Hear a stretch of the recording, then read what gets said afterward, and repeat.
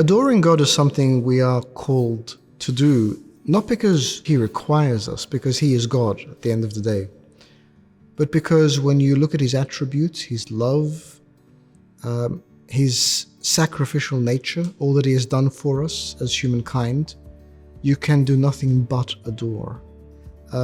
Adore His beauty in the way He loves. Adore His mercy in the way He forgives. Adore His commitment and faithfulness in the way that He has done absolutely everything conceivable to make sure that we are no longer separated from Him. And I think adore the way He looks at us and calls us to look at one another, because it gives a whole new window into how we perceive the image and likeness of God in others. In our current language, I think it's difficult to think how we adore God. Adore is such a specific term that is usually used now romantically. And for many of us, we try to downplay our emotions and our feelings spiritually. It doesn't have to be euphoric. It doesn't have to be expressed in a particular way. It just needs to be natural. How you would express love, how you would express that kind of connection, how you would express a yearning to be with someone. Because don't forget, God is a someone. He is actually our Creator, our God, our Lord, who waits for us to join Him once again in His kingdom. I think every church has its own way of expressing adoration. For the Orthodox, much of it is visual and sensual. So it is in the music, in the hymnology, in the iconography. And if you look, at the icons, one typical trait of Coptic iconography in particular is that the faces all look the same. So when we're looking at icons, we're not just looking at the person depicted in the icon, but through him or her into the person of Christ in the icon. And that's why all the faces are the same. And as St. Paul says, it is not I who live, but Christ who lives in me. It is the face of Christ shining through His saints.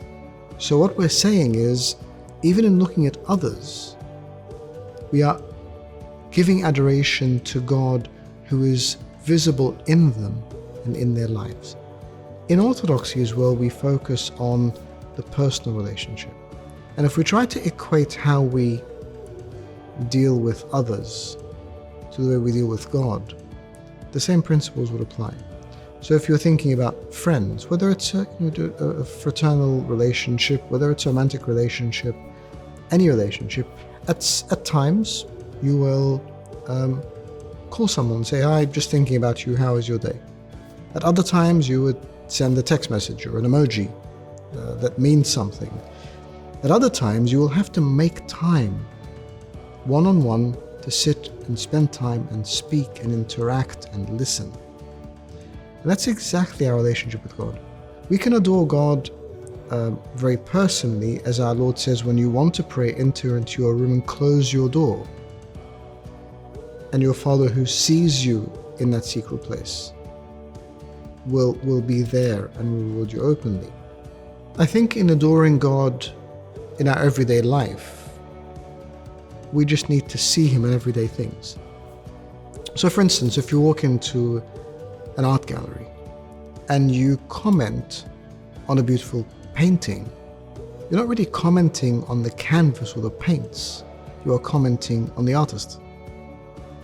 If you go to a theatre performance or an orchestral performance and you comment, you're not commenting on the waves in the air,